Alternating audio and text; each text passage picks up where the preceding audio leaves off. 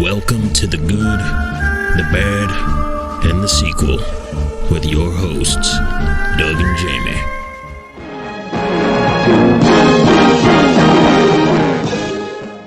This is the movie podcast where we're talking sequels, and we do it in two parts. The first, an interview with an actor or someone involved that made the film worth watching. And the second, a discussion of the sequel, what they got right, what they got wrong, and how it could have been better. Really hope you enjoyed last week's interview with art director, Oscar-nominated and BAFTA winner for art direction for Blade Runner, and production designer for all the films you love. This week's movie, he was an art director for, and he was actually billed before Stan Lee, which is absolutely mind-blowing. But he also worked on Pee-wee's Big Adventure, Back to School, Summer School, any movie with school in it in the 80s. David L. Snyder worked on it, and he was a great guy. So after this, go back and check that out. But before we discuss a movie that I didn't know was a thing until I reached out to David the first time, like almost a year ago, we kept going back and forth, is Captain America 2, Death Too Soon. I never knew there was a Captain America before like the recent ones with Chris Evans. So it was kind of mind blowing. But before I even mention any of this groundbreaking movie that I'm so happy that I was able to watch, I got to introduce you to my partner in this sequel watching journey, Jamie Riccardi. Jamie, how you doing, man? I'm doing fantastic. I'd never heard of this movie either. I felt like I was watching an episode of the A-Team. Like it felt like the A-Team, he had the truck like the A-Team, and it just felt like, again, I tried watching this movie with the perspective 1979. 79. When did it come out? Yep. Okay. So, I again had a hard time watching it. I mean, there were some things I enjoyed just I get movies 40 years old. I mean, it was a little tough to at some parts, but again, being perspective of the time it came out, I'm glad we did it. Okay, good. Well, before we introduce this week's guest, we have to obviously mention, like we did on our 100th episode, like we couldn't believe we did 100, which was like kind of mind blowing. And I think this episode like 139, but this is our 50th sequel. 50. So we saved the best for 50. The best for 50. So cheers. Cheers. Tuesday night champagne. Ooh, that looks like good champagne that you have. So let's introduce our guest. He showed up like ready to go. He's part of the Bellevue boys. And that is Toby. Toby, how you doing, man? I'm feeling great, man. This movie changed my life. It gave me a whole new perspective on how to be an unidentified thug in a movie. I haven't put down this baseball bat in like 4 days. It's just become an extension of myself. The denim jacket never felt so good. I went back to 79 and I never left. I just feel great. That's good. I did notice people in the neighborhood. They were saying, "Hey, man, this guy's walking around with a baseball bat all the time." I'm like, he's getting into something. But yeah, dude. I have a quick question though. Yeah. So this movie changed your life. What was your life like before this? You don't want to know. I go full Marlon Brando with any role. I'm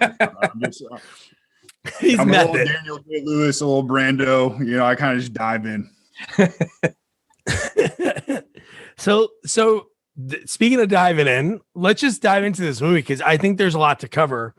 And it was cool. You forget about just Marvel and just, again, I didn't know that this was a movie. I knew it was a comic book for a lot of years, but the Universal logo in the beginning, it's so cool. We've been covering these really old movies lately.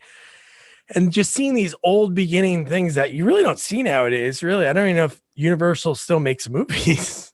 Well, the one thing I'm glad we don't see anymore is a long opening credit sequence. Because this opening credit sequence was very long. And today movies kind of go right into it. You see like maybe a brief, introduction, but there's not many credits. This one went on long, and I forgot that's how movies were back then. So I'm glad at least we got rid of that. I felt the same way. Just the cadence of movies is so much different now. We're such like an instant culture where everything is just like Michael Bay, like explosions coming at you, Star Wars-esque. And there's like long pauses of, characters walking, and you're like, all right, come on, speed it up. But the attention span was different in 1979 than, today. Well, there's a few chase scenes that I was like, "It's still going on." Yeah. Oh, the fact that the whole opening credit was just driving a car. So we had to watch the van just go for about like 8 minutes. Okay, so the van. So there's like the helicopter shot. We see it forever and all that, and I'm like, huh. Like obviously we know later because when we watch these movies, we're taking notes along the way. I'm like, who's in that van? I'm like, who could be in that van? And then when we find out that it's like Captain America drives around a little window van.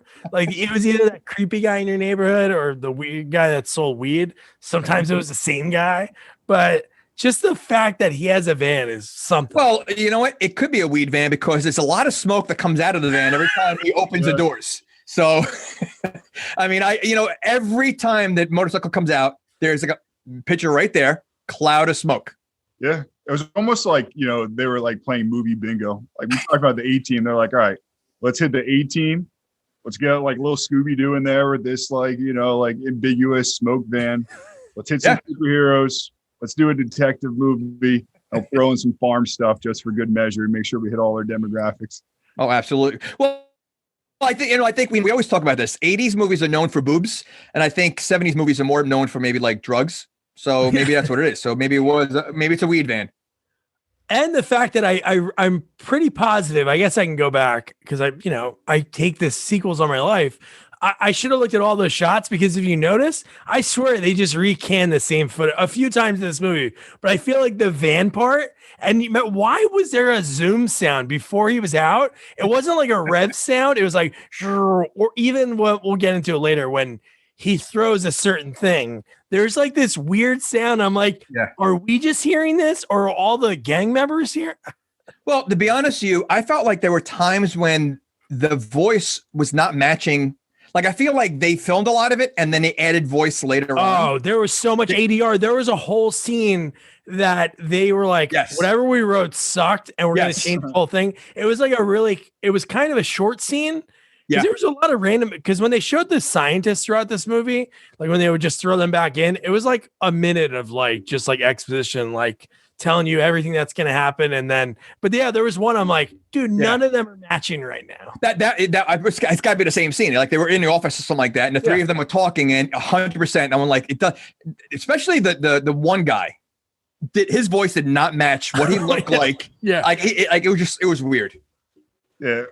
Or like even like when Miguel like lays out the plot, he just like hits his solid thesis statement. It's like, these are the 19 things we're going to do. Then we got to film anything else. We'll just kind of like match it in. And I mean, I understand what the movie's about, but they went very detailed on a lot of like scientific kind of plans. Like it could have been confused. I mean, imagine watching this back then. It had to be confusing. What are you trying to say? That people were dumber back then? Well, I mean, science wasn't as relevant back then it was today. I mean, we have a lot more stuff. So I'm assuming, I don't want to say dumber, but maybe less educated.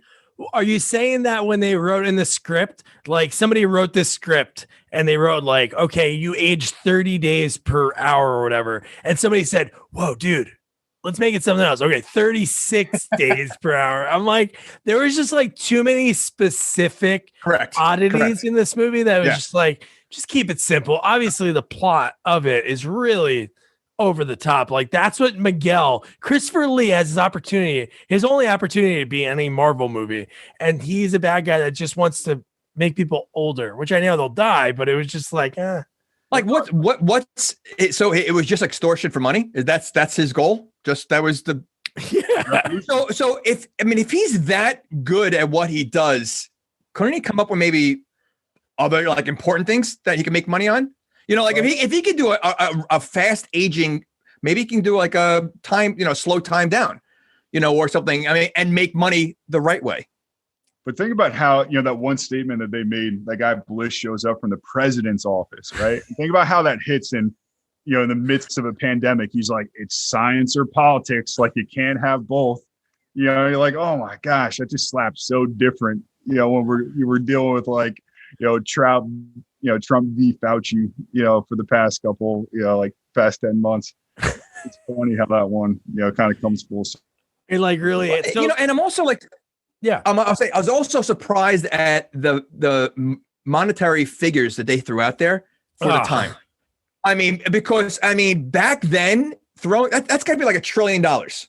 You know, $1 billion in 1979. Oh yeah, like that's got to be a lot of money. Like I'm surprised. Like even Dr. Evil did $1 million. Oh yeah, and then they laughed at him. Yeah, yeah. And this is 1979. So I don't know. I thought that was he's asking for a little too much. Okay, so let's not get too ahead of ourselves. We have the first part of the movie when we actually get into the movie. So you're telling me Steve Rogers, Captain America, is doing caricatures of old people in a park? Yeah, but he's good at it. Oh, he's great at it. But is that a thing in the movies now? What? So are you saying that, if you're like a super tough guy, you can't do paintings? Oh, dude, I love it. But I want Chris Evans to play this exact role, like to do the caricatures or, it's crazy. No, it's just proof that Steve Rogers was doing a lot of drugs in that van. He was just sitting next to the boardwalk, talking to old people and cats, and just. Hey, listen, I have nothing wrong. I don't see anything wrong with it because Bubba Smith worked at a florist shop. That is true. So I'm okay with Captain America drawing cats. Yeah, this movie had like a real Death Wish vibe, like Death Wish 3. Because again, we only saw there's so many different people that we see really only for like a little bit. Like this gang, I thought they were going to be something that we saw like throughout the movie, but they were gone pretty quick. Well, you know what? You made a good point. Maybe it's the same gang as Death Wish 3 because didn't they focus on old people too? They did. So maybe this is the same gang that's been hanging around and focusing on just, the old people. And again, how much money do old people really carry around? I mean, I know what was she cashing, a pension or something or what? Oh, what was it, like your government check? Yeah. How much, whatever it was. Yeah. How much was it really? I mean, really, that's what they're focusing on? Like, 74 cents. Well, if you notice at the farmer's market, everything is pretty cheap. I was looking at it, I was like, damn. So that's pretty good. Or how about the fact that he could have just intervened as soon as she left? Like, he let her get like 4 blocks down, parked his car, made sure that he paid the meter, right? Checked the weather, then decided to pursue this guy. And you know what? He actually sacrificed her because he told her to go, knowing well that there's going to be a gang member waiting for her. Like what if the guy, like the gang member, decided to stab her? Like, he wasn't planning ahead. Yeah, he had like 35 minutes to stab her, right? Like he could have done it just because he was a slow walker. The other guy was in like a beach cruiser. Yeah, well, what was that? I mean, dude, that made absolutely zero sense. The fact that he was in like a dune buggy on the roads, but yeah, you're right, dude. Toby, perfect. When the fact that he basically assured her because she was nervous of the gang in the neighborhood, and he was like, "Don't worry, just do it." Yeah, dude, something bad could have happened. And he was just like fine with that. My favorite line one of my favorite lines in this whole movie is when he says, "Hey, the old people around here are my friends. You got that?" So he just gets straight up baked and hangs out with old people. I guess that's pretty cool, I guess, right? It's probably funny. What's funny? Old people are funny. Okay. Yeah. Captain America 3 is just like grumpy old men with Steve Rogers in it. Yeah. But so the scene that obviously we have to talk about is the fact that he goes to one guy and the guy sticks him. The guy pulls out a knife from arguably, how far away is he? Like 15 feet away?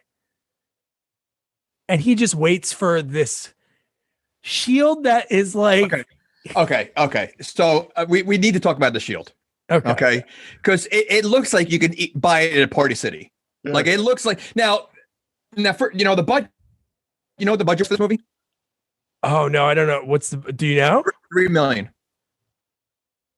So funny you say that the budget's $3 million because they spent $500,000 just on the hang glider scene and the motorcycle stunts. You mean the 10-minute hang glider scene? Yes. Okay, that easily they could have skipped. So if a $3 million budget, would they spend it on besides the hang glider scene? Like it really, like there wasn't there what? Drugs. That is true. That's your drugs back then were pretty expensive. So I mean, like you're gonna tell me they couldn't do a better shield? What are you talking about? You don't think this shield was something? So he's just looking at this guy, and the guy's so far away, and it's so slow. And I feel like it bends sometimes, like when it's moving and flying, you can see it like kind of like wobbly. Are you talking about when the dog is attacking him later and you see it? Okay, so as the guy, I've noticed also that a lot of people fall down and never get up throughout the whole movie. You know, it could be like he could just push him down, the shield could hit him, a box punch, and they all just it's like a one knockout punch every single time. He's that strong. You know, he's Steve Rock. Well, is he? Where's Steve? You know, one thing that really made me laugh again. I know that Steve Rogers is Captain America, but there's the one part when he's driving, you see him driving the van, and there's no, like in his plain clothes, there's no fucking way that he could get into the back onto his motorcycle, turn on the fog machine. There's a lot of fog in there, you know, unless that is reefer, maybe. That I think it's a good possibility, you know, and you know, no one knows that he's Captain America, right? Except for maybe the doctor or whatever. Like no one really knows he's Captain America. Oh, nobody knows. That's what was shocking because there was one point in the movie when people saw him as Captain America and they were just like, get him. It's like, don't you know that this guy so this is a van that kind of stands out and the motorcycle comes out with the smoke and everything else. So you know people have seen it. And yet at the same van he drives when he's not Captain America. Yeah. That is true. I mean, these people can't put two and two together. And although they're the same people that couldn't recognize Clark Kent and Superman by glasses. So, you know, again, it goes back to people were less educated back then. Oh, so nowadays that wouldn't fly. People would be like, hey, I know that guy. Well, maybe they should. Yeah, I guess they would. They'd be like, Instagram. That's Captain America's creeper van. I see the smoke. But old people in the back smoking with their glaucoma.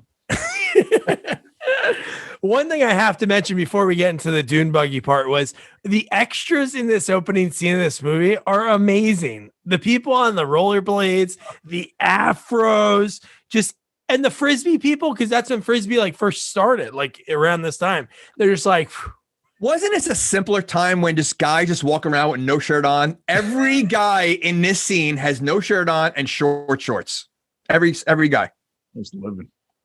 Hey, I would love to just walk. I'm not going to do it. No, not now. But again, that was a simpler time. Like everybody was having fun outside. Like it was just ridiculous. Nipples were in.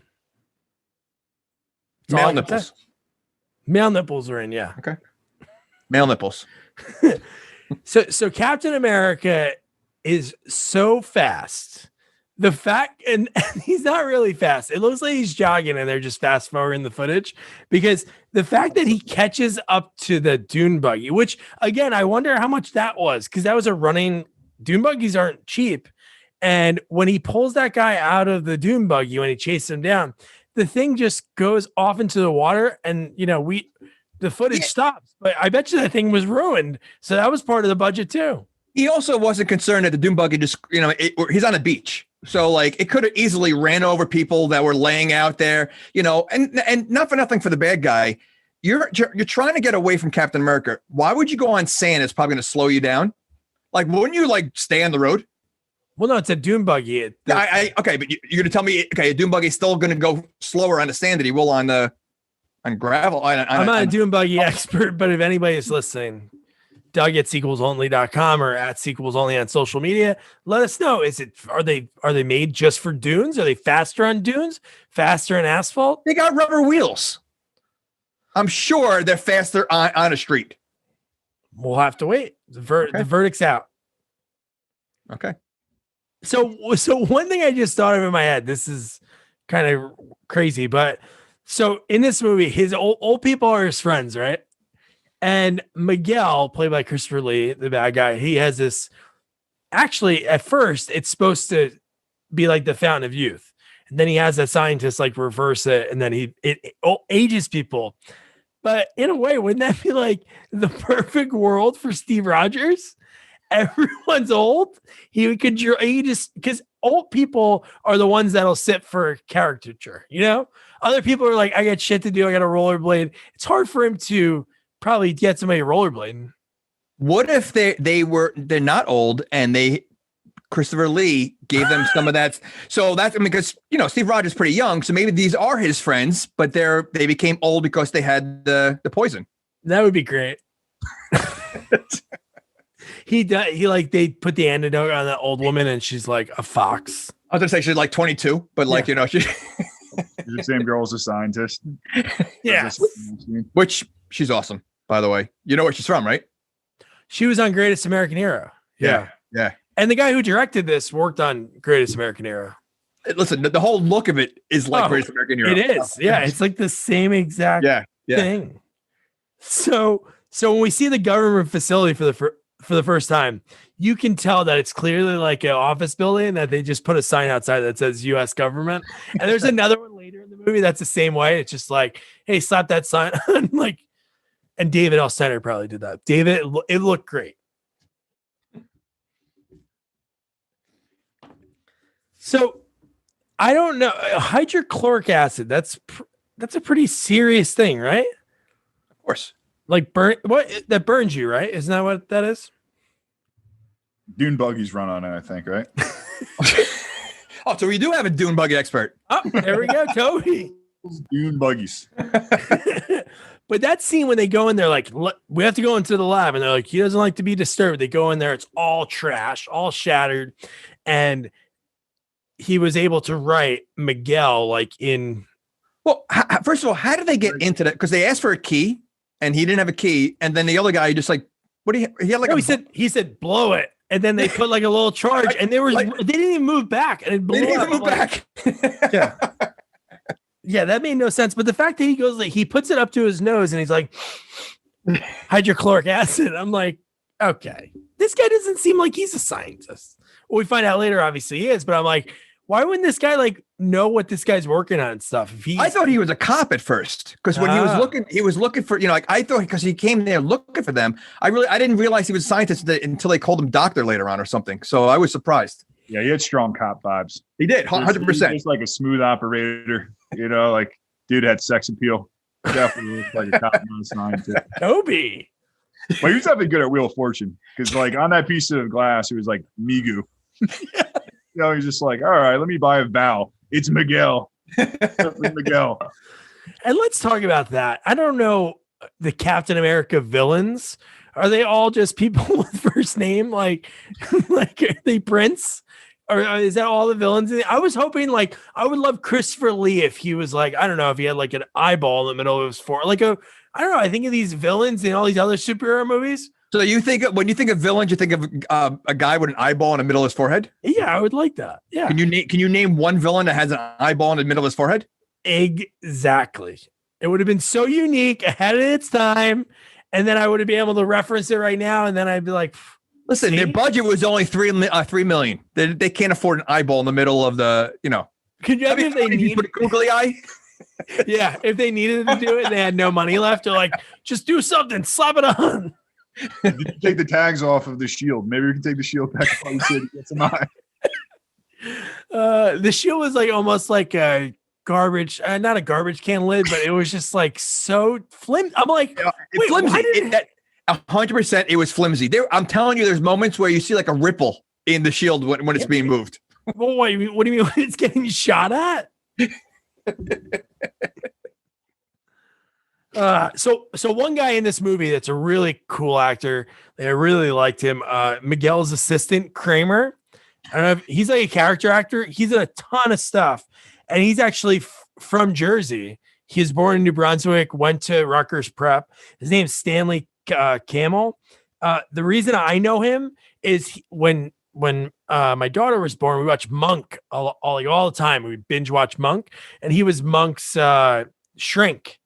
And then like mysteriously when we're binging it, we're like, oh, he's gone. And then I Googled it. Then I learned all about him because he passed away. They had somebody else fill in for him. I'm like, dude, this guy's in this movie. He went on to be in like a ton of things. If you look at his IMDb, like 130 credits, like in a ton of stuff. Listen, if Christopher Lee could be in this movie, I mean, who was a big time actor, I know that. Yeah. You know, I mean, anybody really could. And the fact that the whole thing with Christopher Lee, like, I don't know, just I want him to have a lair. I want an eyeball in the middle of the forehead, and I want like an evil lair. Not like I hated the fact that he took over a federal penitentiary and nobody knew that the other guy, like, he wasn't that guy. This is not James Bond. You're looking for like the James Bond villain. You know, this is Captain America. They didn't check that box on the movie. Not quite Bond. But yeah, they definitely just went to some small town. They're like, we have a AT&T office building. That's the federal government. There's a prison. I guess we could use that. Yeah. And there's a vet's office. All right, perfect. Got everything. Well, was it really a vet's office though? Because that guy was clearly not a vet. So. He doesn't know his that was unreal. But one thing, maybe you guys can, maybe it's something I missed. So Miguel, they were talking about performing the experiments on animals, like talking about the whole exposition in the movie.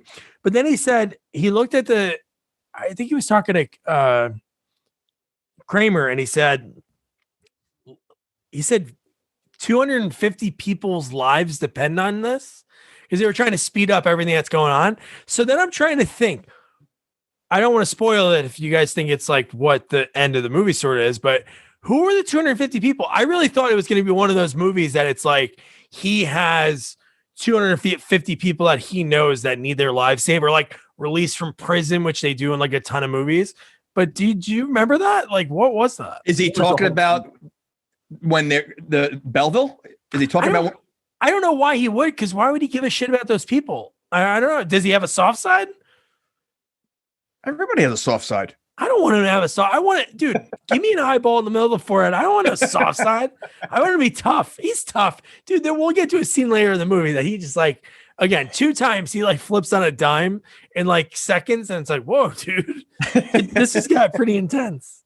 But how does this, again? I know it's all for the money, but I just wish it was something like better. And then the fact that he's in Oregon, and they really don't say it, right? You just see the Oregon flag. And then later in the movie, we find out Portland. But I don't know. It just, and then Miguel says, hey, let's convince them by sending a small sample to the president.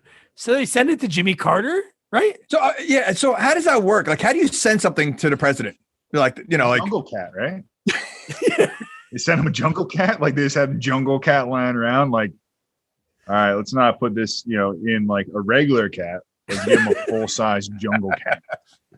I didn't like the animals in cages, because we know how animals were treated, like probably still in some senses today in movies. But when they were in the cages, and the one point the guy gets all pissed off and he slams his hand on the side of it, I'm like, oh, come on, man. Like, yeah, but not all animals are treated bad. I mean, the cat knew how to pose for a picture. Oof. That cat wanted it. We'll get to the cat in a little bit. Oh my gosh. So then we get Steve Rogers. So this is like, man, this is like the best.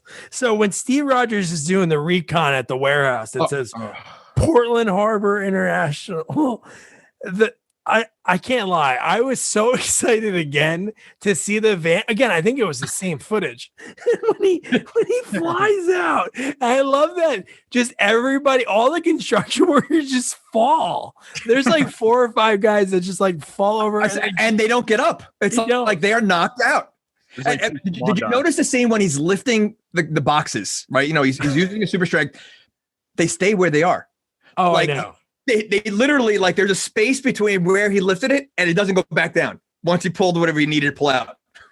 Pretty sure they use the same noise from like Hulk, like yes, that's yeah. Like, you got it over here. Like, it's still on the shelf if you guys want to use it. But the thing that really confused me, so these warehouse workers, did they just work at that warehouse? Or they work for Miguel, right? think they're on the take, man. Yeah, they know. So wouldn't you know? Again, I don't think these guys knew Captain America was, because like, wouldn't they think like, hey, I'm on the totem pole. I know what happens to henchmen. I'm just gonna get my, because the one guy, Captain America, just throws him through the thing in the bottom, and then later when he is like, right, isn't that when he punches it, and then the guy like come out somehow like flies out? Yeah, but you know what? Again, we discuss this all the time where, you know, there's obviously a Captain America 1. So he had to be on the news. So you'd really have to be living in a town that doesn't have TVs not to know who Captain America is. You know, so I doubt they didn't know who he was. But again, I think everybody, you know, maybe they feel like it's fake news when they see it on the TV, and then he doesn't really have the strength that he says he does. Well, maybe nobody was color TV. Yeah, color TV was the thing. This is 1979. Yeah, so black and white. Maybe a lot of people saw black and white, and they were like, "Hey, this guy's not a black and white suit."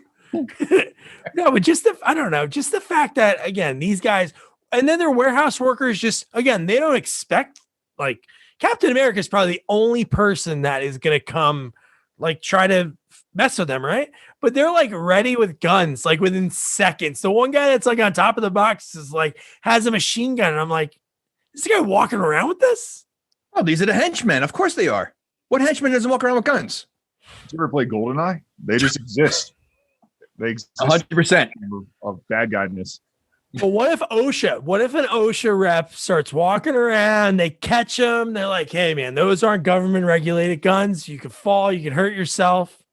And what's in is that heroin? That's heroin, right? No, that wasn't that the what they're using for the drug for the Oh, it was? I think it's the powder or whatever that's used for this, you know, that's why they were doing samples on it. Yeah, he's so excited when he looks at it. He has like that's why I thought it was heroin, but then I know they had to do something with it. I'm like, yeah, no, it's why would they ship it like that? What is Miguel thinking? This guy is supposed to be super smart. Somehow he tricked a whole prison of employees to think that he was the warden that like disappeared. Like he was the new warden that filled in and nobody. Yeah. Like, weren't they checking LinkedIn? And they like realized this guy was what he was supposed to. Yeah, the background check on him wasn't a good job. They didn't do a good job.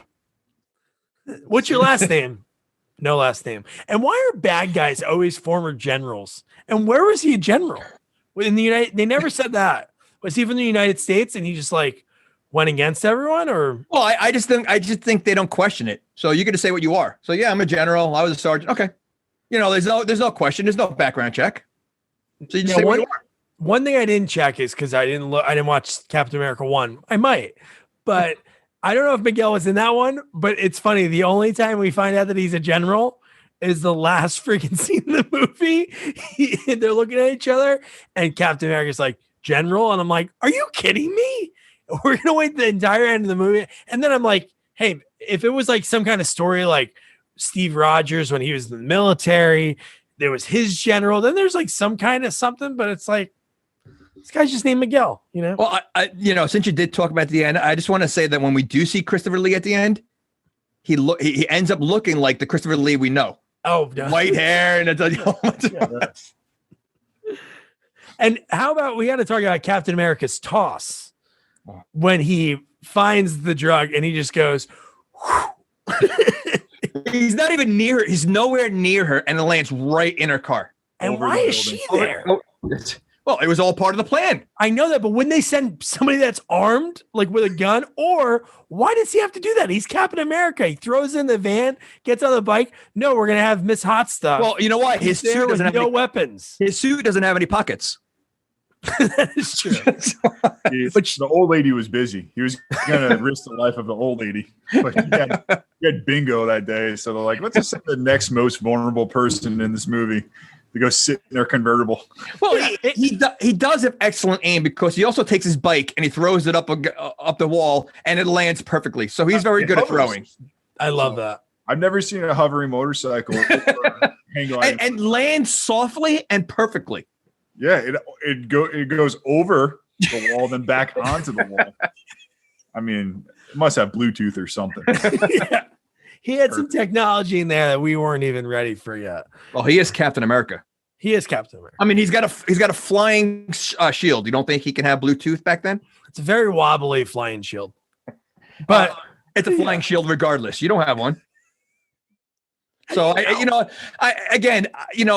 obviously have high technology and the budget for $3 million. You didn't tell me, even if you colored it, the shield, it would have looked better. The fact that it was clear makes it so much worse. You couldn't double as a windshield if it was colored.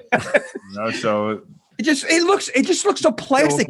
Like seriously, like the clearness is what ruins it, I think. Yeah, it was always metal. I don't know why they would do. Yeah.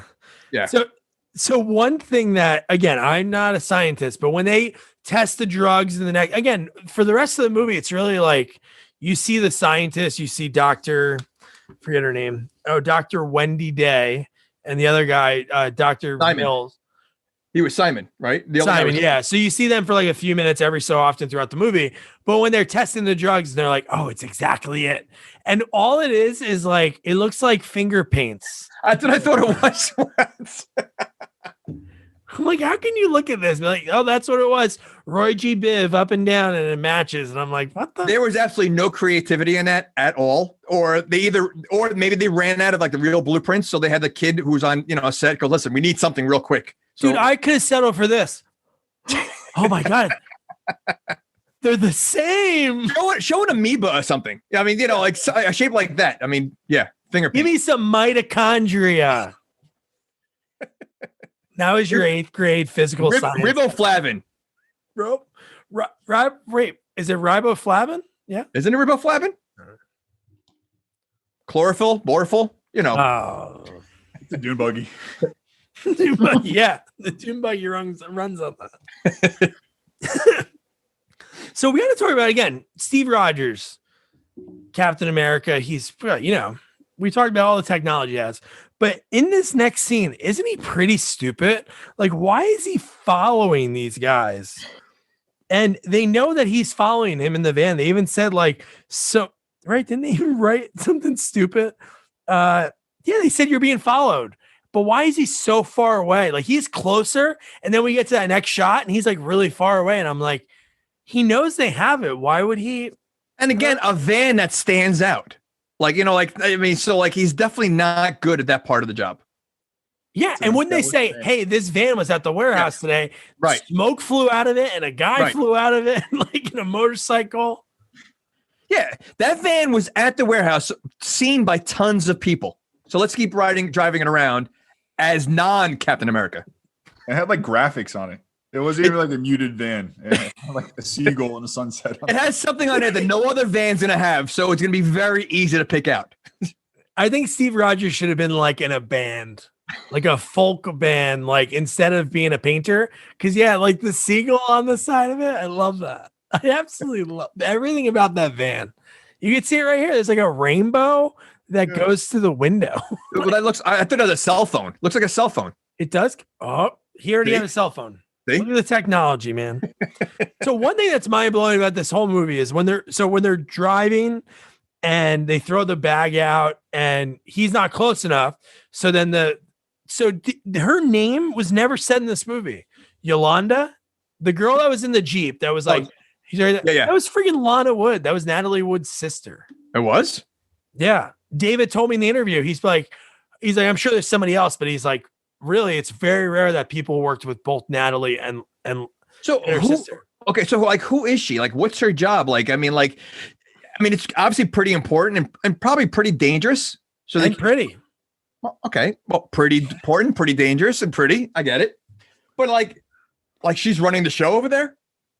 I don't know. She was like a spotter, and then the only thing I could think of the whole time. Again, I love this movie. This movie rocks, but I'm like, man, 8 years before this, she's in Diamonds Are Forever with Sean Connery, and then this, and then I'm like, upgrade, But the fact they never say Yolanda, because I was like, and then I had to like pause the movie and like do a side by side. I'm like, oh, that's her.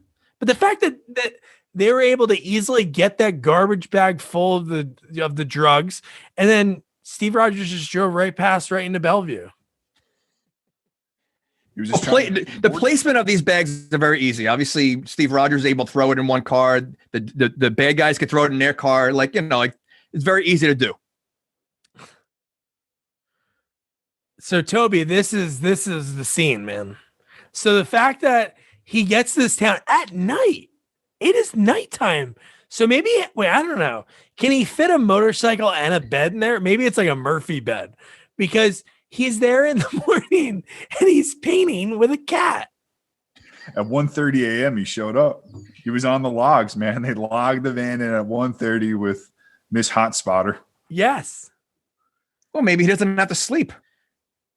Oh, does he sleep? He does seem like a ladies' man too. So maybe he had a hook up the night before. You know, I mean, he was pretty forward with the other woman. So I'm gonna say something that's a little controversial, but he seemed more interested in Pete. Not like like he was gonna. Listen, that scene was a little weird because that was a little awkward. 2 times Helen seemed into him, and he was just like, I'm gonna go help the boy with the drawers. And he's picking the kid up. He's like, he barely knows the kid. Like that was ripped off, and he's got like man cleavage. And his pets are talking like Terry Crews, and he's like, "Let me go help the boy with the drawers." Or even the first time. So we'll get into it in a second. But so when he's painting the cat, which is amazing, and the henchman in this movie, like Toby's rocking out over here, looks just like him. If you're not watching this, you're listening. He's wearing the denim. He's wearing the almost like it looks like Bam Bam Bigelow's like tattoo on his head, but in a handkerchief, and he has the baseball bat. But those henchmen that came up reminding me like of 80s WWF wrestling. Oh yeah, easily. Yeah, it was like Legion of Doom. They're coming up, and just like that line, like, let's check this turkey out. I was just sold at that point. I was just like, all right, this movie's me. I'm feeling this one. But but back to the cat for a second.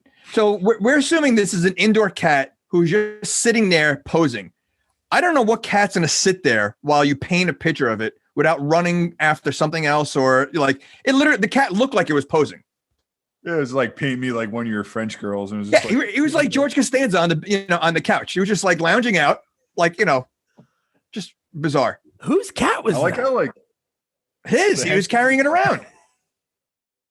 It was from the hookup the night before, man. This cat napped some poor Bellevue local cat, the boarding house.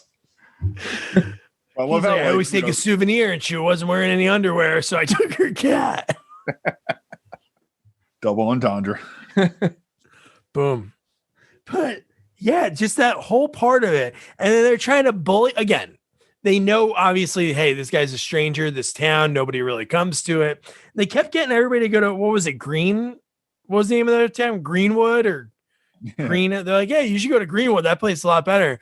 But they're like bullying this guy that's just painting, sort of minding his own business. And he's also a pretty big guy.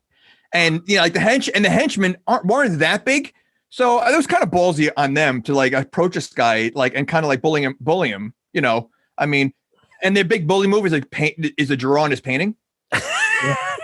And they couldn't even go with the classic like whiskers on a painting because it was already a cat. So they had to go with glasses. Like guy was like conflicted. He's like, do I do glasses? Do I do a pirate eye patch? Do I like blacken a tooth? Like that was just turned off his game. It took him like 35 seconds to finally just put some glasses on us. I would have loved that scene if it was like a deleted scene, like them talking in the van before they get out.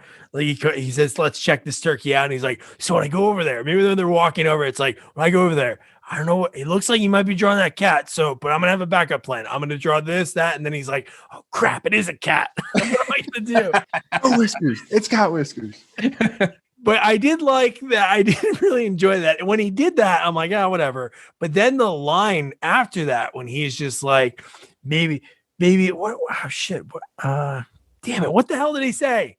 When he said about the cat, he was like, maybe you'll get some good vision or see your future. Damn it. I forget. He said something. And do you remember it? He said, there now, he can see. Yes. And then Steve Rogers says, okay, suddenly I have 20/20 vision and I think I should get out of here. And I'm like, All right, I like it. Were they assuming the cat was blind? Maybe. No blindness in cats. It's an issue. But did he took the cat with him when he left? He did. No, because he goes to the vet with him. He takes him to the fake vet. Oh, okay. But I don't know where does the cat go? There's one point that the cat disappears. Oh, he hangs out in the van.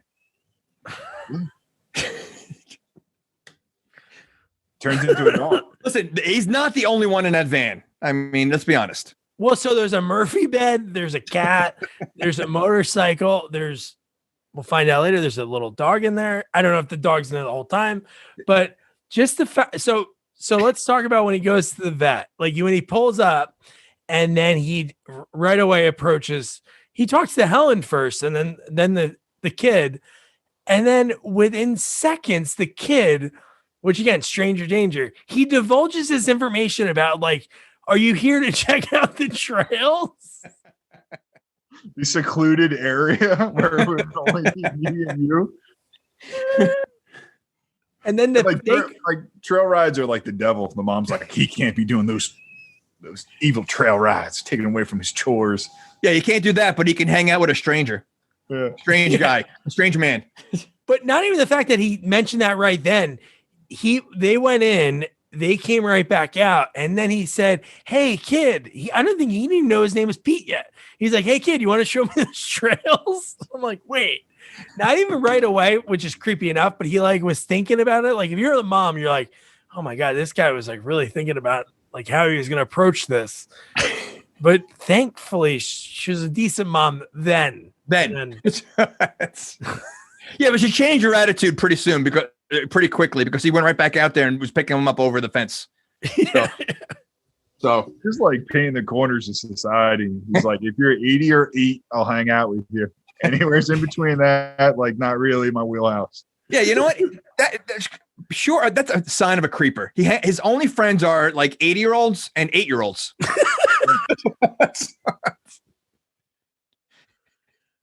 Something happened to him. Well, maybe just being Captain America. Maybe those 80-year-olds were 8. And again, they took the. So I mean, this guy's got a real problem. He does. Space-time continuum is so crazy. So I love when he goes into the vet, and I don't know. Somehow he knows that. Like, I wonder if he does this to every vet that he's ever been to, because he just like has him. Oh yeah, he's walking really funny. Think he might have a broken leg, and it's like, all right, this cat seems pretty normal right now. It's not. Remember the cat's name? But remember the cat's name, by the way? Oh no, Heathcliff. Oh yeah, now Heathcliff. I do. Yeah. But just the fact that he says, what was it, Kalopica? Yeah, I had no clue what you were saying. And the guy's like, he just like looks at him and he goes, "Oh, I just think it's a sprain. I think you'll be fine." And then he's like, "You know what? I'll just take him." And I love it. Almost reminded me of that Seinfeld bit, like when the doctors are like, "Holy shit, what is that?" And they go over in the textbook. But the fact that he looks at it right away and then he's like, "Beetle." Listen, that was a great move. It was a great move. But at first, I'm just like, does he do this to every vet, or did he have some suspicion? Did he know something like by walking in there that, hey, this isn't right? He's Captain America. He knows all this stuff. He's Captain America. Well, there was like 50 people outside of vet's office. Like, I don't know. I'm not an animal person, but kind of suspect. Like they're either like, giving out, some antidote for aging, or like free ketamine or something like that. Why would that many people? I didn't think about that until you just said that. So that's what it was, because we find out later. Well, you know what? Were any of them holding animals?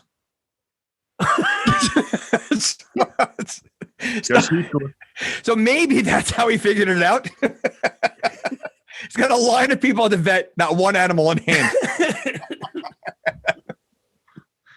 That is really funny. No animals. That was a giveaway. Why didn't they just give someone like rotate the same like few puppies, so that like if anybody drives past, they're like, hey, you know what? At least they're holding something. But yeah, now thinking back, like later in the movie, it's like, oh, that's why they were in line. And this is like right after Miguel asked for the $1 billion. They're like, $1 billion? Oh my God. And then doesn't he raise it to $2 billion? and within that's one of his flips that he does because they don't want to give in right away. And he's like, okay, make it 2 billion. And he didn't waste any time. Did he really think 2 billion was going to be easier than, as easy it was 1 billion? It was ridiculous. And again, you're talking about 1979. How much is $1 billion in 1979? It's got to be massive. I don't think the U.S. had that money. They're like, just give him Hawaii and Alaska. Carter's like, that's a lot of peanuts. I don't know. And wasn't Jimmy Carter a peanut farmer? Yeah, he was. And he was president during the making. That'd been great if Jimmy Carter was in this movie. Quick cameo. Why is there a line in my office? Oh God. So the next scene is amazing too. And Toby's got his bat. This whole part when he's just walking and I thought we said to get out of town. I thought we told you to go to Greenwood. They're like, hey, stop it. And they keep pushing him and he's like, stop it. And then he goes, strike 3 and you're out. And he just throws the people around. And that's what I loved about Helen. She was ready to go fight with these people. I love the old guy that was with Helen. He was like, what are you going to do? And she was ready to throw down.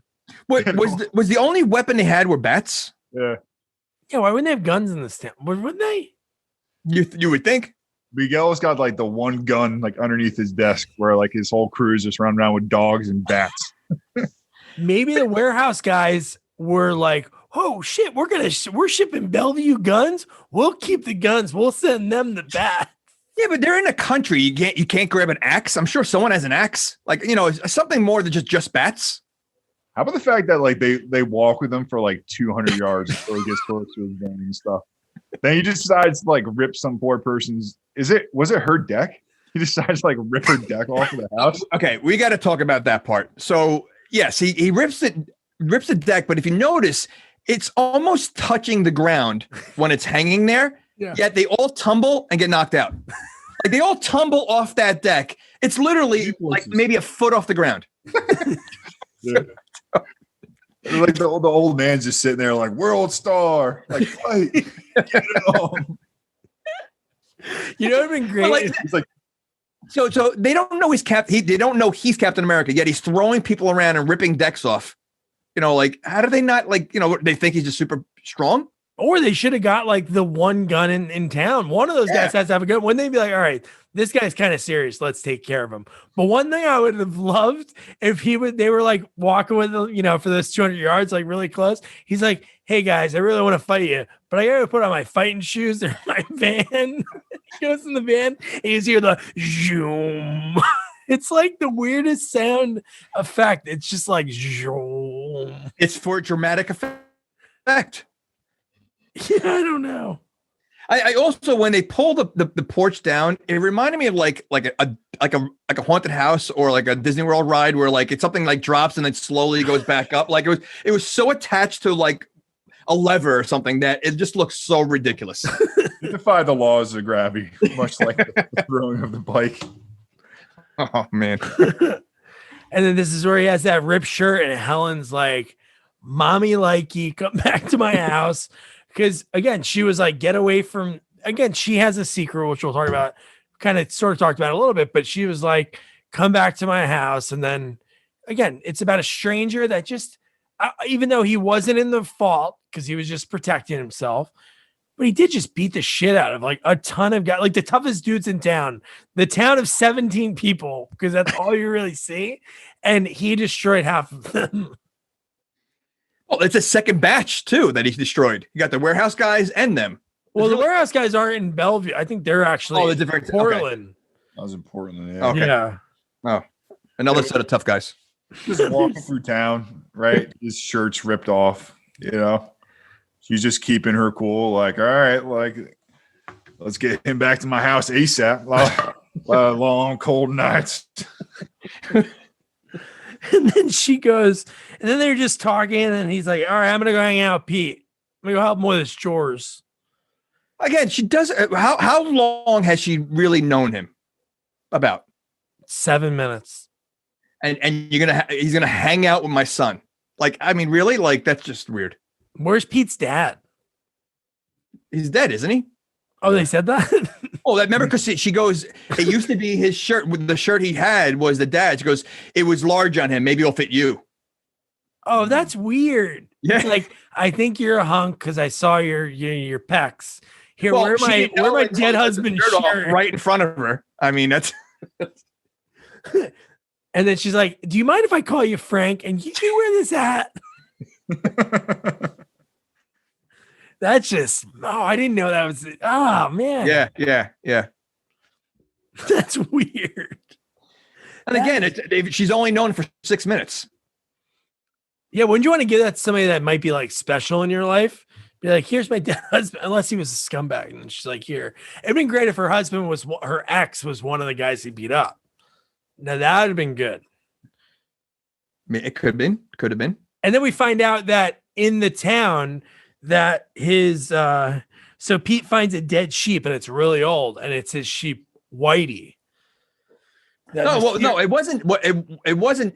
Was it dead right away? It was pretty much dead. It was super old. It was. Because he was missing at first. Wasn't he missing at first? Well, no, they said he was missing, but it looked like him. Right. But really, in actuality, the kid who would really, in their minds wrap around that their 2-week-old sheep is 15 now. But okay, so did they take the sheep to test on? Like, how did the sheep get the? Like, if they did test on him, why are they letting him out? Why are they not keeping it at the lab? And if they didn't test on him, how did he get the poison? Whatever. I think they sprayed the whole town, and she said that the sheep was missing that day. And they Yeah. get the vaccine. So the sheep's not getting the goods. I got you. So the whole town. So it's something that comes up soon anyway. So whole town is getting. They're starting to age and they're like keeping them fine by giving them the antidote. Like I think she says like every few days, just pretty frightening. Like, I don't know, man. Well, it gets creepy later on also when they're trying to test the formula on the twins. And it was so weird. And then again, how traumatic is that going to be now that your twin is 7 months older than you and then a year older? Like, that's like weird. And the rest of your life, you're going to be living like that. Like, why are they testing it like that on twins? Yeah, that doctor is way too excited. Like, Yeah. he had some like strong Nazi vibes to him. That I didn't like. It was gave me the heebie-jeebies when he's like, "Yeah, we got twins." Yeah, he was like, and then the fact that she's testing it on the presidential airplane, like Air Force One. She's on the plane, like she's like, yeah. No, okay, so that. And why that would part- she do it? What's her benefit? It's not like she took. They right? didn't have enough time. They had to find. They said they didn't. No, have I know, enough but time. it's not, how would she know if it works? She was only taking the antidote. Yeah, I don't know. Well, how about the fact that you had the two men there and she volunteers and neither one said, no, don't do it. I'll do it. No, they're like, you're gonna go ahead. You go. Like they didn't even try to step in there. They didn't try. Like they totally let her do it. They were smart. They're like the guy in Jack Frost too. And he's like, oh, I wasn't gonna go. So Miguel wants Steve out of town. He wants Steve Rogers done. So then, I don't even know where they're driving to, but they get into her truck. They're driving. Cops pull him over. They throw him into the jail, which this town obviously is so corrupt, but he gets thrown into the jail cell and the cop gets like almost tossed around. And this is the first time we see Stater, I think his name is. This other henchman that we don't even see until this part of the movie, he takes over. So I guess he's like the second in command to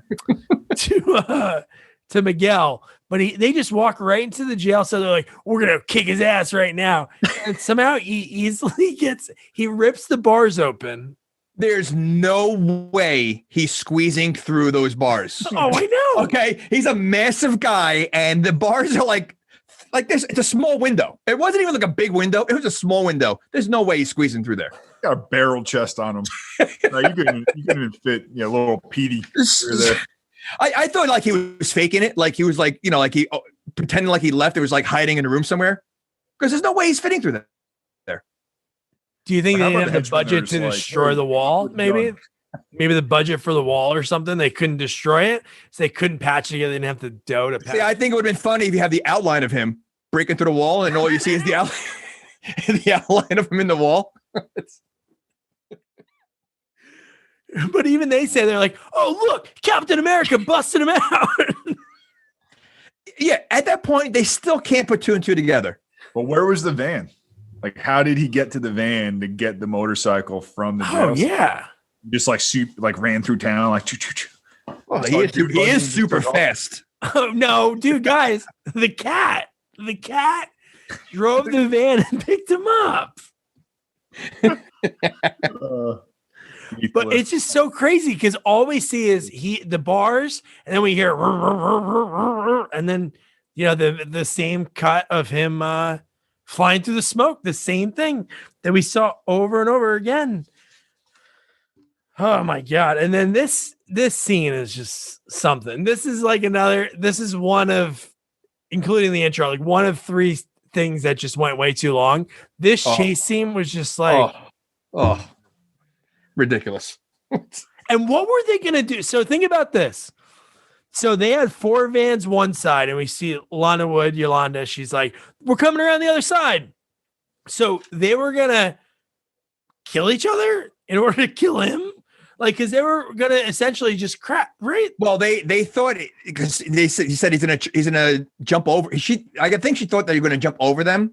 So they were just kind of making like a, I guess long enough that he can't get over, but he goes into the dam.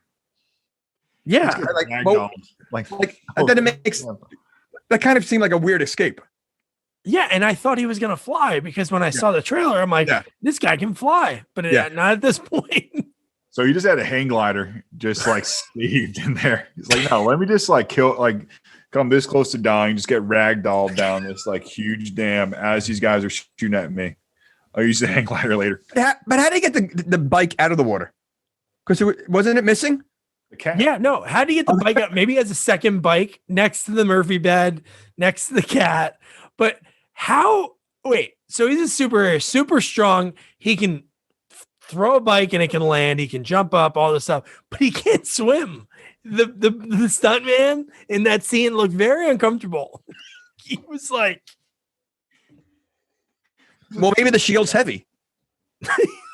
why didn't he float on the sea? See, that would have been something. See? Sitting on the shield and like a sled. Wait, so sitting on like a sled, like he's sitting on like a tube.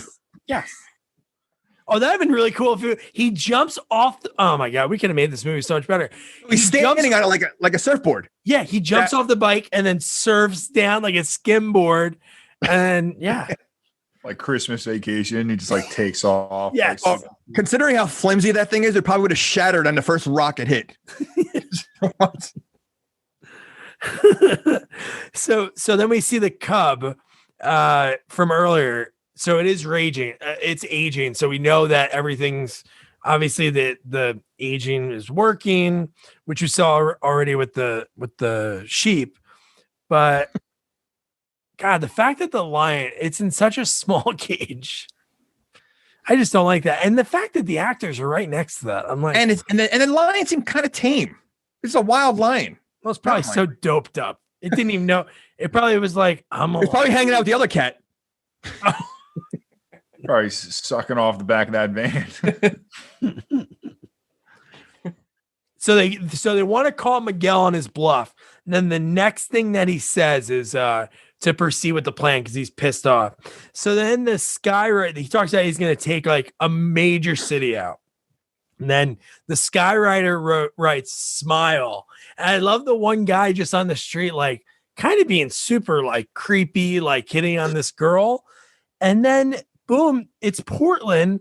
And then I was like, major city. Like I lived in Portland and that's like kind of a burn to them, but it's not really. If it was like Portland, they'd be like, Portland, what, Des Moines was busy? How much of that stuff that floating in the air would actually have to be dropped for everybody to be affected by it? And to be that accurate that the girl's like, oh, it smells so good. I mean, wouldn't it like hit buildings and stuff that it wouldn't even go get down to people? Like same thing with the antidote at the end when they're floating. Like I was thinking like, how much of that has to really go down to make sure everybody's affected by it? Like when you like gather everybody around and like, just like, do it at a stadium or something where people are watching a game or something. No, they're just doing it anywhere. They just hit him with the Febreze. They just like pour them with Febreze, and they're like, let's see what it hits. God, isn't that the worst when you spray Febreze in the air and then you have to, they're like, why did I just do that? But isn't it, why didn't they use the same strategy at the end? Because at the end, they did the loop-de-loop circles, but when Miguel introduced, he wrote smile. So would that be the same effect? The way it would dissipate? I don't know. But just that whole part was, yeah. And then here's a super, oh my God, how friggin' boring was the scene? And this is like another one of those, like, even in the worst movies that we've seen, there's always a really funny line that's written perfectly. So while I'm writing, like, oh my God, what a boring scene. All these scientists using big words like blah, blah, blah, blah, blah. Like, I'm like, oh, what the hell's going on? And I love the guy that worked for the president. And he goes, but what does this all mean? I'm like, this guy's the audience. Like, he gets it. Cause I'm like, why the hell did they have to write these, Yeah. Well, that's what I mean. Like, watching it, like they went to a lot of detail that didn't need to be done in this movie. Like the way they talked, because it became confusing at some points.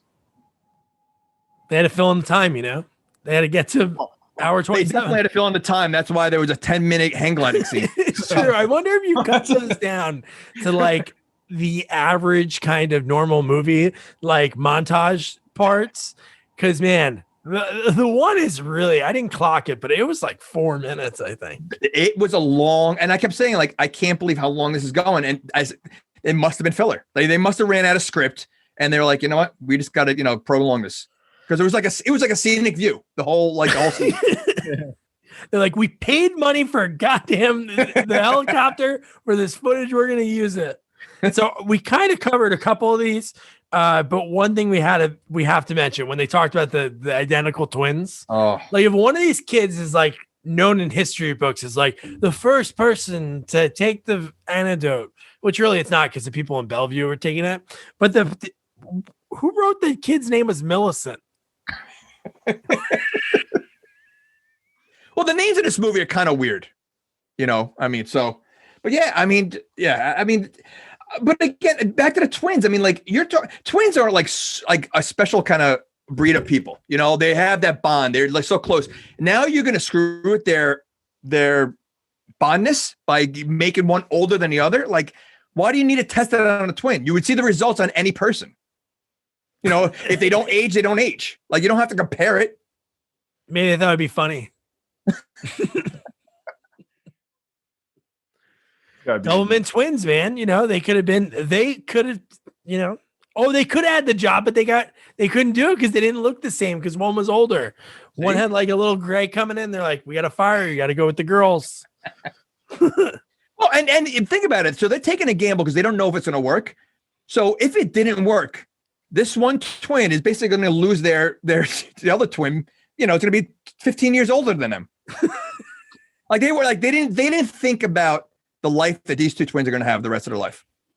The government doesn't care about you. Mm-hmm. Which some people say that. Mm-hmm. So again, we talked about this a bunch of times. There's like no one in this town.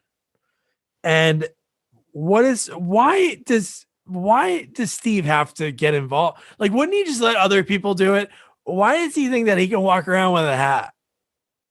He puts on and like, blend in and just the hat and a cowboy hat, like a big cowboy hat, like that's going to disguise him.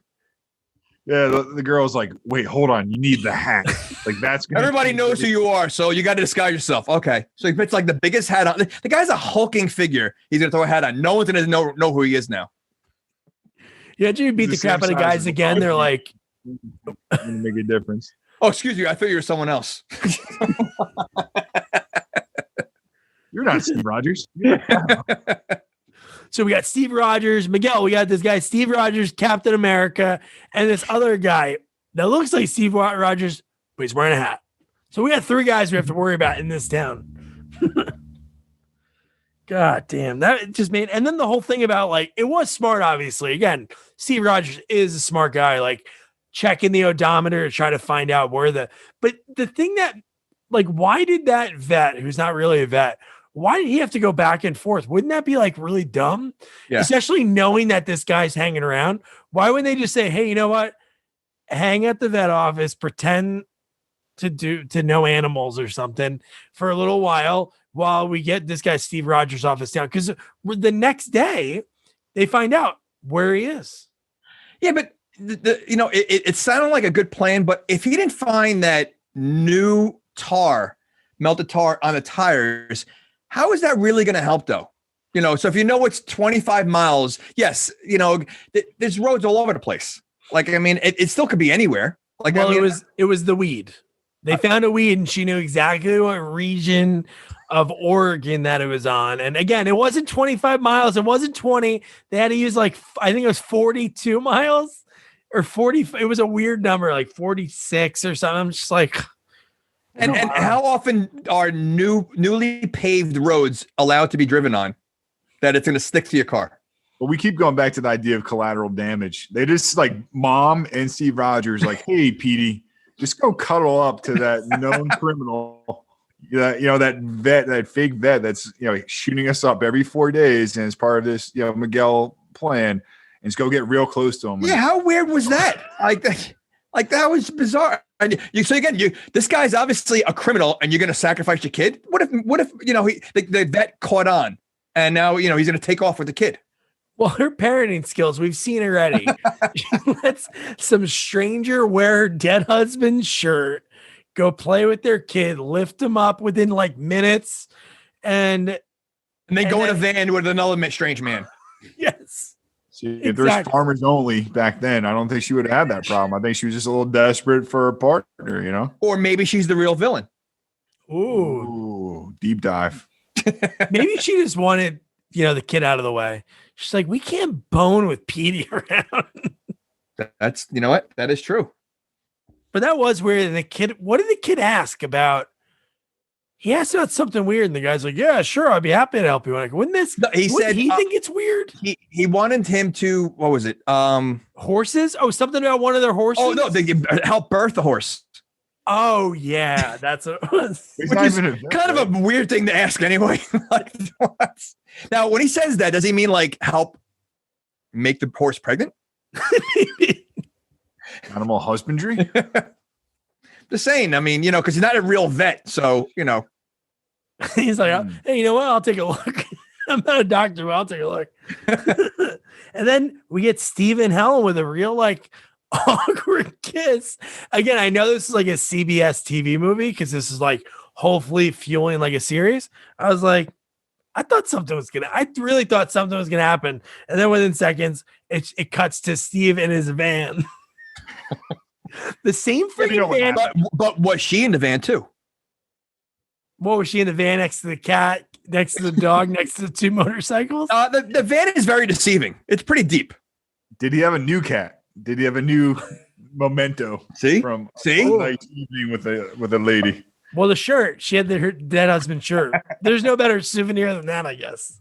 Dude, that was the most awkward kiss, though. That was a high school play kiss. It was all right, we're going to do this now. We're going to do this now. Okay.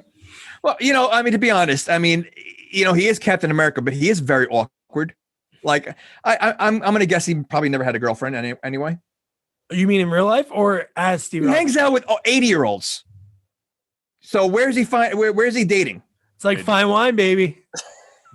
We don't kink shame on the Sequels Only podcast. No. Listen, but you know what? I'm just guessing that he just seems a little awkward. Oh my god! Yeah, there is a long embrace, when he tells her, go cash your check. He touches the way too long. You're oh. But he also he started getting aggressive with her, wanting no more information, and then he got then he turned within a minute. He was oh, but he was all calm, but he got aggressive with her. She liked it. Her dead husband was an alcoholic and he was abusive. So she was like, oh yeah. But he heard that she likes bad boys.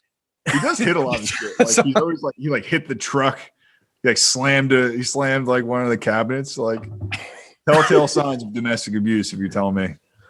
And again, she barely knows him. So I mean, if he's getting this violent this soon, she might want to. And then, this violent this soon. Hey, you want to go hang out with my son?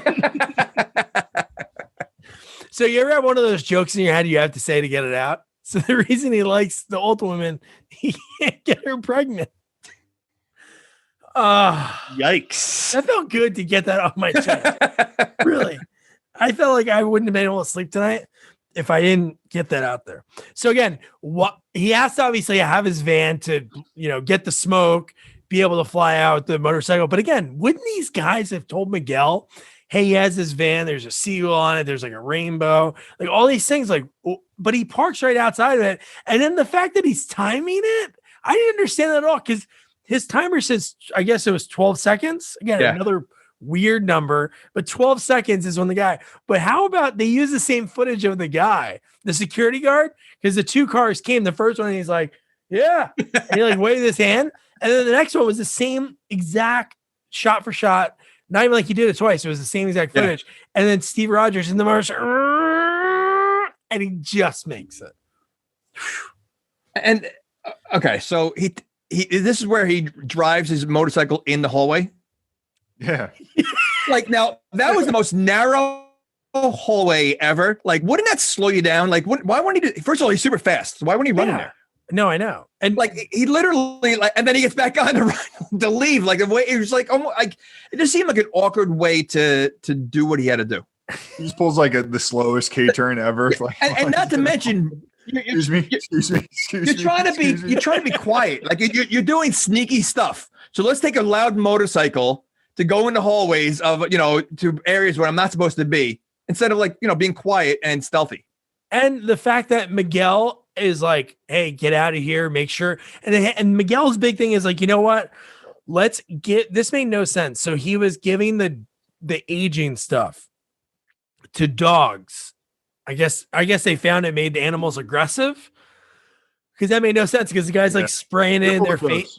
Yeah, it just made no sense that he's like spraying them. And then again, when he's riding in the hallways, he gets to Miguel's office where he was, parks his bike, but it's where no one else was really in the building. And this whole scene, the most annoying music is looped over and over. Like, the song's only like 30 seconds long and just like going over and over. But how amazing was with the dogs. When he was fighting those dogs, I was like, this actor, it looked like him, must have been shitting his pants. Yeah, those were like horses. And it really did not make any sense that there wasn't one henchman in that whole building.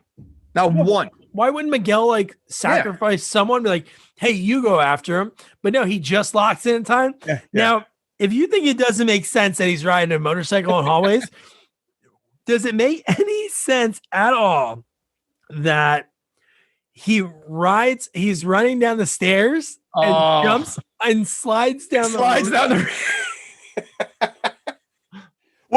Again, he's got super speed. He outran a dune buggy. So he thinks the fastest way is to slide down. He's got super speed, but he's got super pizzazz. Like, he just has some showmanship. Like, he's got some style. And well, maybe he can't run fast on stairs. Like, maybe. I would love if he popped a little jazz hand, spear fingers while he's going down. Like, woo! He was like a kid, like a teenager at the mall. He's like, he was. That's so stupid. Don't do it, Captain America. I'm doing it. Woo! I just don't understand that whole. It would have been better if he threw the shield down, stood on the shield, and went on the railing and slid down that way. Like, that looks a little bit cooler. No, he's sitting down, like sliding down. I would think that's slow. Oh, definitely slower. And then right from there is when he looks over after he gets to the bottom, and he looks.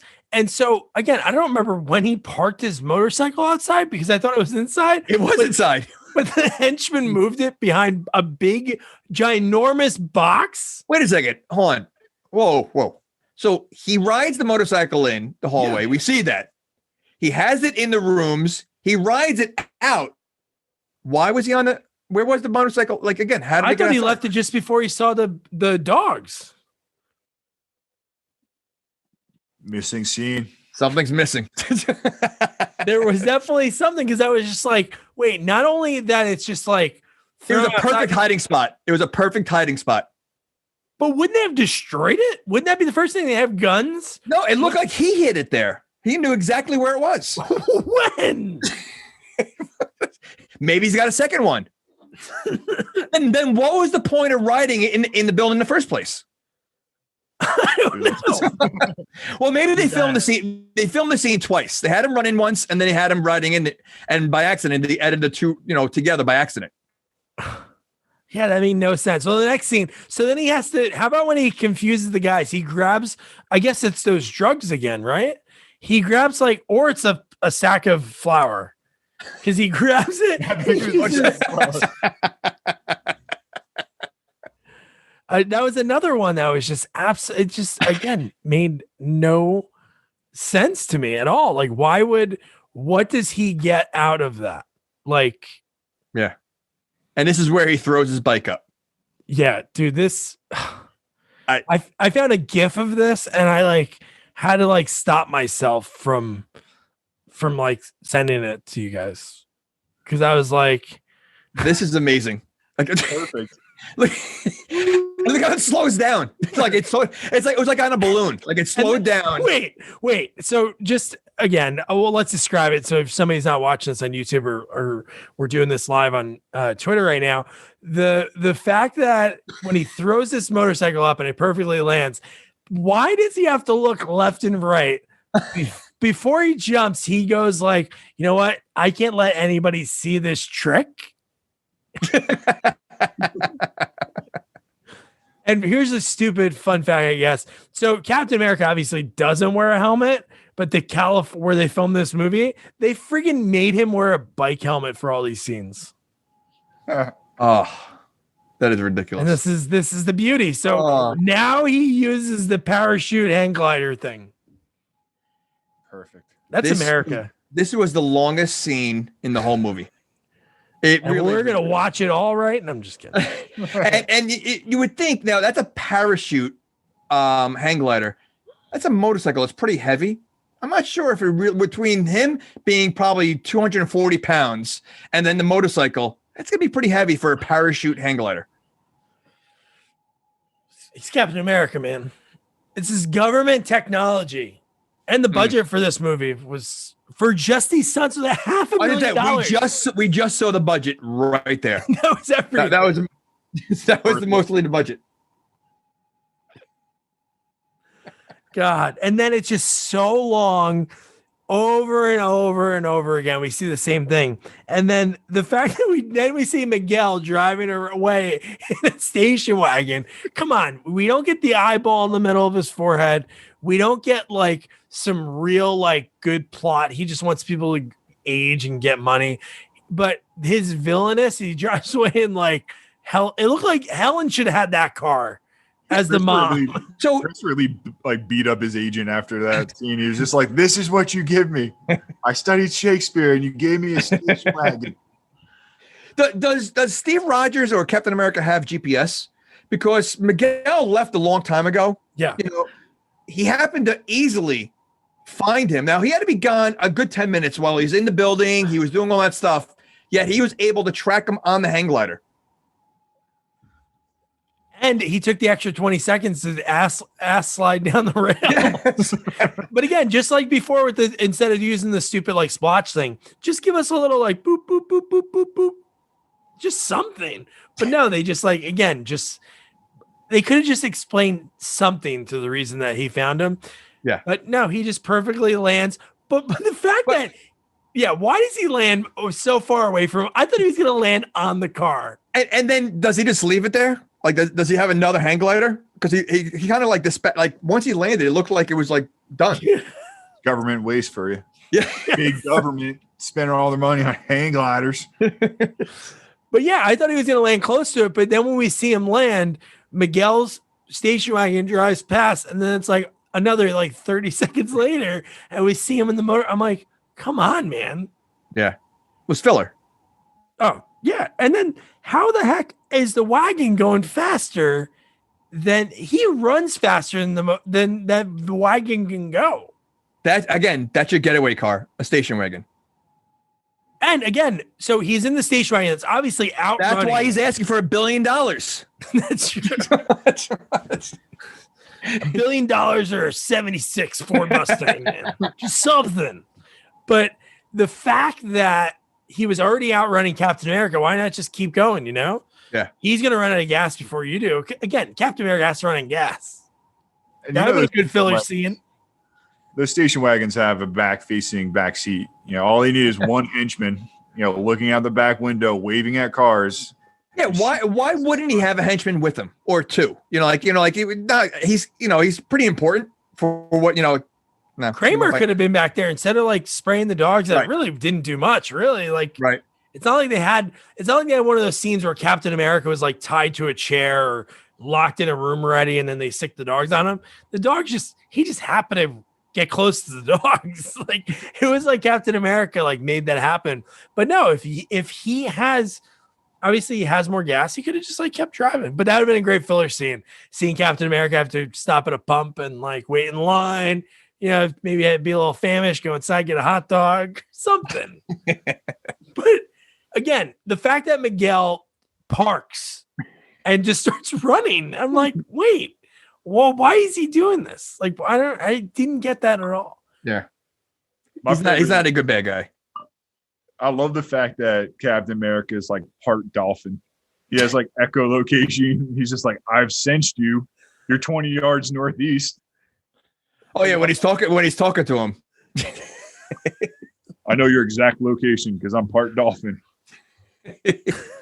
For a split second, I thought Miguel was getting in the rowboat because that rowboat was like perfectly placed on that lake. I'm like, this could be weird. Yeah. Like he gets in the rowboat and we have a rowboat chase scene or I don't know. Well, Captain America can't swim.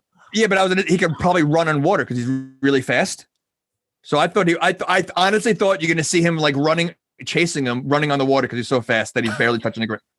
At least butt slide across the water. Yeah, there you go. See, yeah, he throws the shield and then slides on it. Yeah. No, that could have been something. But this whole, this is one of the best lines. Like when you look up this movie again, before I saw it, the only thing in any of like the IMDb reviews, like people again pan it and they're like, this movie sucks, which they're totally wrong. But he throws the boomerang shield even slower than earlier in the movie, and he just like moves his head back and he goes, "You didn't expect to fool an old jungle fighter with a boomerang trick like that, did you?" Yeah, since when does Captain America miss?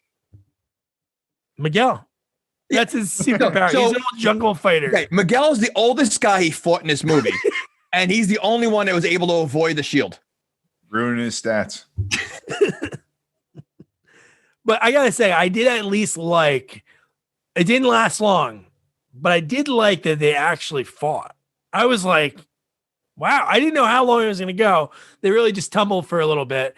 And then Miguel then he started shooting at him. Why did he shoot at him first, right? Yeah. Why did he do that in that order? Wouldn't he have shot him? Yeah, Miguel came at him he just came at him like a spider monkey. Like, dude, this old man's got some, up to him. He's got some hops. Start wrestling. Yeah, why didn't he use the gun first? Because then the next part is when he starts shooting him, Steve Rogers blocks it with the shield, and then somehow he drops, right? I guess because he gets shot up and it's made out of plastic, it breaks, he drops it, and then he's ready to shoot him. He has no bullets left. So then that's when he has no bullets left. Yeah, but Steve Rogers is holding the gun to him later on. I think he's reloading it, right? Well, no, that's what it is. Miguel is taking he's getting ready to reload. That's what it is. And then maybe that's when they tussle. I think that's when they fight like that. Because then that makes more sense. Because then that's when Miguel gets away, opens up the briefcase, and then just like he's getting ready to throw. He throws the vial. He throws the vial. And a little does hit Captain America. Because I thought he made a comment at the end of the movie that I only aged a little or something like that. He said something. Yeah, he aged 3 weeks. Yeah, 3. Another odd number. Like it's. What is the scientist says something like that? He's like, yeah, just a flesh wound for you. But when Christopher Lee though, when he starts turning old, they did a pretty good job because that looked great. That's what he looked like in Star Wars and Lord of the Rings. Like that's what he looks like. So they did a really good job of how he looked.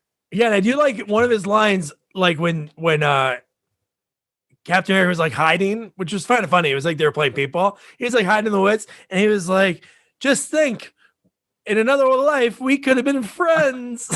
He's shooting, but that was an odd statement. no, That was so out of the blue. I did like the fact when he did, even though it looked corny, like the shield earlier and the shield just before that, when the vial is like going and they meet, and then it sprays him in the face. And Do you think Miguel knew like Steve Rogers' just affection for old people? He's just like, I'm kind of at the cusp of like Steve Rogers, like, you know, his wheelhouse. See, I think it would have been better if he knew him from the military. yeah, That have that kind of backstory would have been a much better, you know, like fitting for the ending. yeah. What if he said like, "You can live forever, and you can." I promise to let you paint me as one of your caricatures. And then Steve Rogers is like, "Really?" And then he's like, "No." I don't know. But I did like, again, I wish there was more. I obviously love the one-liners, but I did like when Statter's there, because Miguel somehow has it all planned out that he's going to pull into this, like, again, did they have a tracker on him? How did Statter know exactly where he's going to be? Because he lands the helicopter, and pretty good line. What the heck why did I write any of these friggin' amazing lines down? Oh, he says, "Too late, Stater. He died of old age waiting for you." Perfect. Classic. Just so classic. Though, I don't know. Could there have been more? Like, he's the only person that officially died in this movie, right? All the other guys just fell and didn't get up, I guess. Well, they could have been dead. They just never got up again. We're still there. Miguel and the sheep, and Whitey the sheep. But didn't Miguel age very fast? Like how fast are you supposed to age? Well, it's 38, but it's probably based on a dosage. It's 38 days an hour, but he took like a whole thing. Because he changed the one time when he got like flipped over. He was like a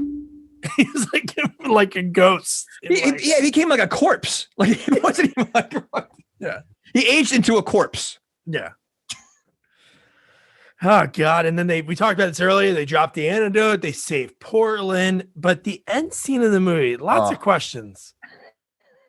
Like, so Steve Rogers, like a character, he needs somebody to sit there for a while for him to do it. Like that cat sat there for hours, just loving it, you know?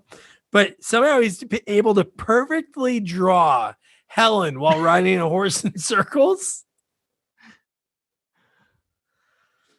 And again, how long does he know Helen for that he's like still hanging out with the son? He hangs out more with the son than he does with Helen. And he hangs out more with the son than Helen, without a doubt. Crazy part is that Helen and Pete have the same haircut. Maybe Helen was Pete's twin and she aged and Pete didn't. That's something.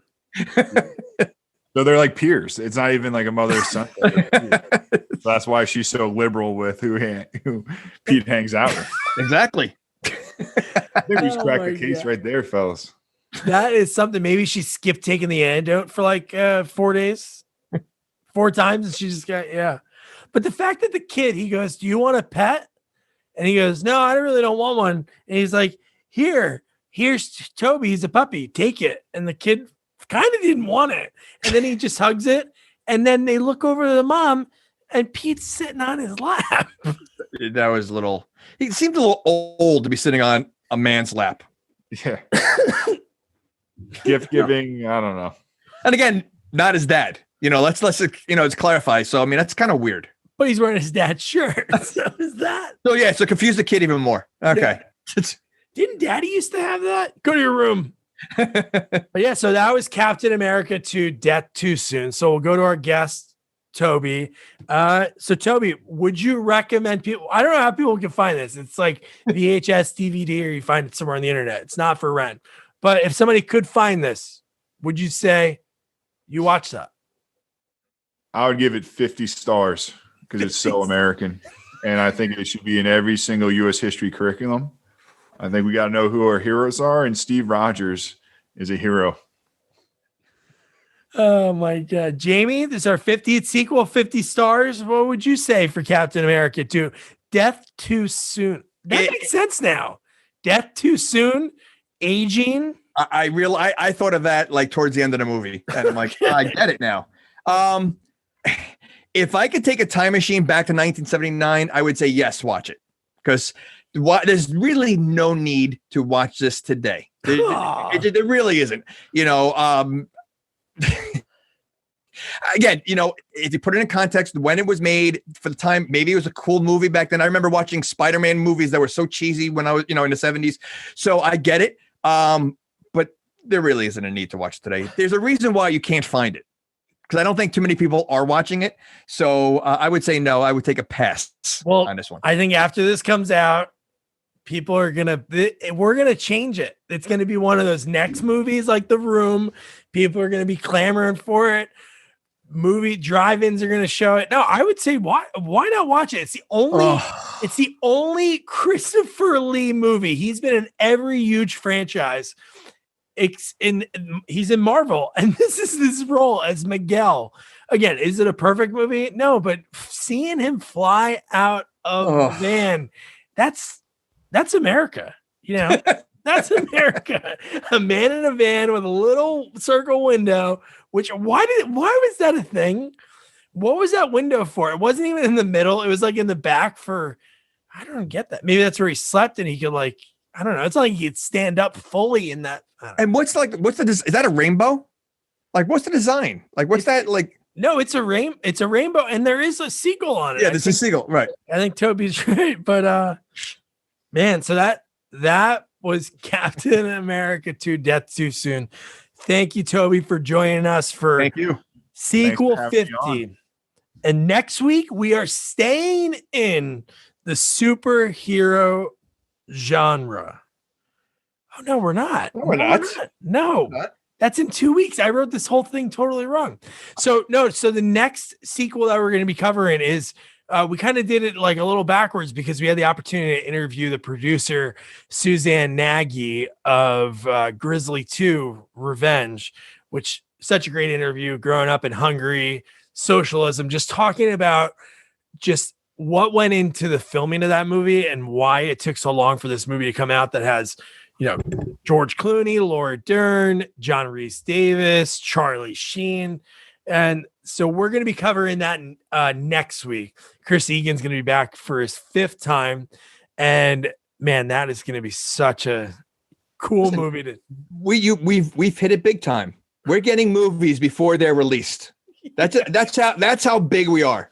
Yeah, we get that before it's released. And this one, nobody can find it. That shouldn't be released. Yeah. So that's going to be it. So yeah, so look out for that. And then in 2 weeks, we have a superhero movie. So I wasn't too wrong. We're going to be doing Batman Returns, but that's all I'm going to say. The interview for it is pretty rad. So don't forget to review, rate, share our podcast, follow us on all social media at Sequels Only. And don't forget to check out our website, sequelsonly.com. Good night. Good night. America.